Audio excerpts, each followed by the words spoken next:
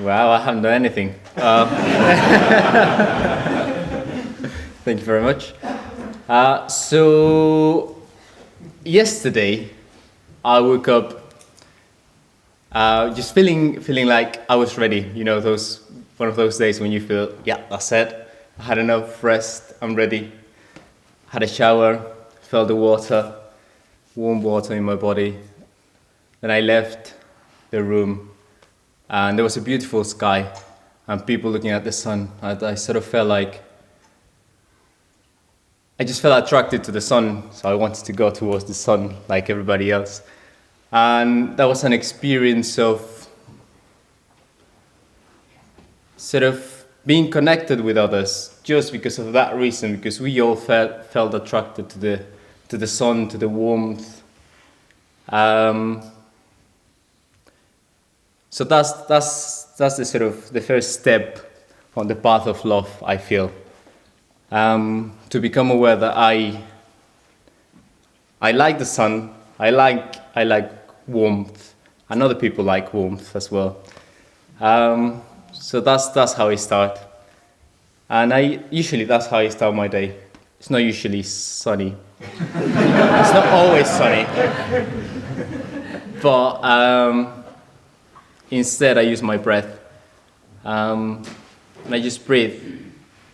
I just try to remember that all of us here are actually breathing the same air, and just that reflection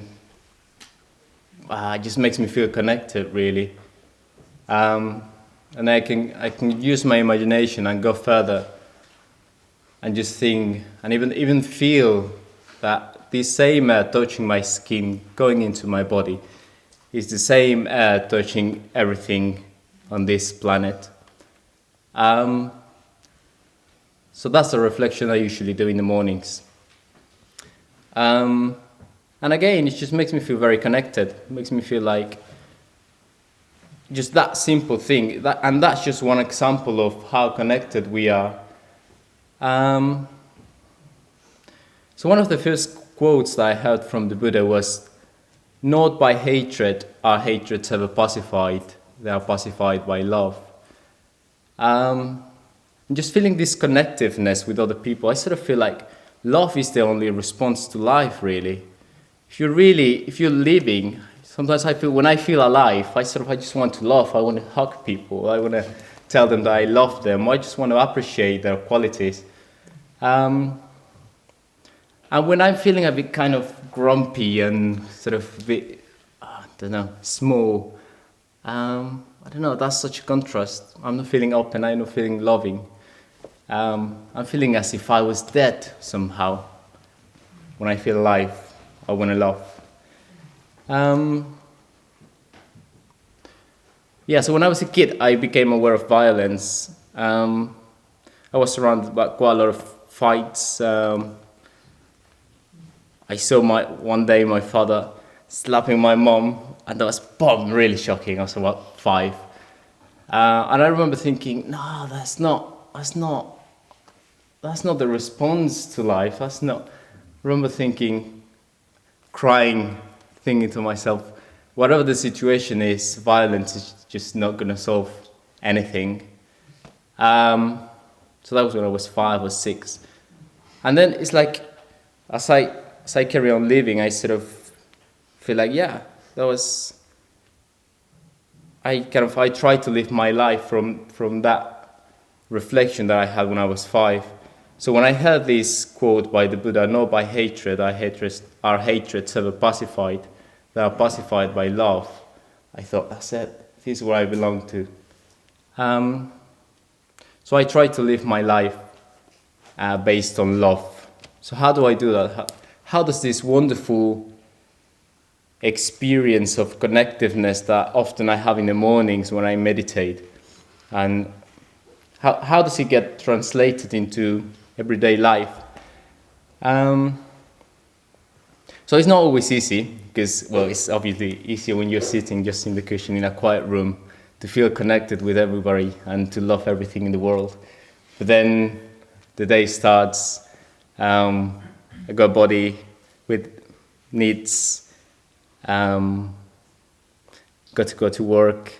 So how does that kind of gets included in this experience of connectiveness? So as I said, I try to live my life based on love. So as Singamati mentioned, I work at Windhouse, which is what is called a right livelihood business. We try to do things ethically. I think as I try to live my life in the power mode, as Sangharakshita calls it, I try to cause or to harm other beings as little as possible. So working at Windhouse, I know that we are trying our best to do things ethically and to treat people well, customers, suppliers. So that just gives me a clear conscience. And then I try to satisfy my needs in a way that is kind of, again, trying to harm as little as possible. For example, food, I try to be as vegan as possible. It's not always, I don't always succeed. But again, there's this principle of harming as little as possible. I try to live a simple life, buying as little as possible. I live in a community with other 5 people, so sharing a house instead of, well, I wouldn't be able to buy a house at the moment, but I wouldn't like to buy a house. But just that sense of living with other people, sharing the resources that we got, instead of wanting the best just for myself. So living in a community with other 5 people, practicing together, sharing everything, sharing food, sharing the house. Yeah, again, that just gives me a sort of a sense of, yeah, I'm living well. I'm doing my best. So that's just 2 examples of kind of more practical things, just living with other people, working in a ethical business, food, for example, not eating meat. And then is the other side. It's more sort of not accumulating, which is actually very much connected. So I try not to accumulate much stuff, unnecessary stuff. So I try to get rid of the things I don't need and not buy new things if I don't need them. It's the same with mental states, actually, and with emotions. So I try, if I've done something that it doesn't feel quite right, something a bit unskillful, or if I say something that I shouldn't say, I try to apologize as soon as possible, because that, again, that gives me a sort of sense of freedom.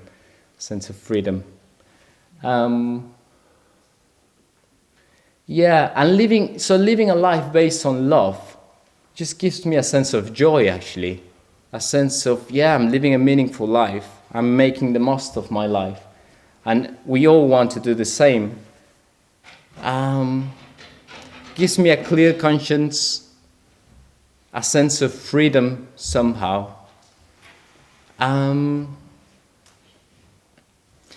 Probably the last thing I want to say is that living this life is actually quite powerful.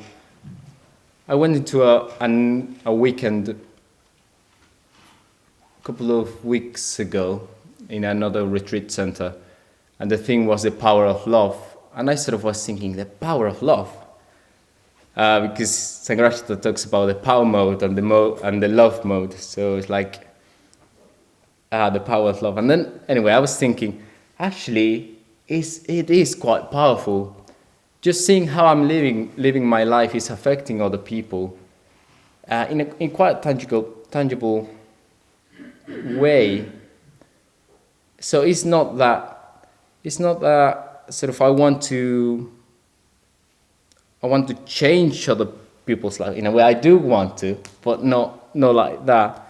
So just living the life I'm living is affecting other people. So it's affecting my brother and my sister, for example, whom I just didn't think they would be interested in Buddhism, but they are now. They consider themselves Buddhist.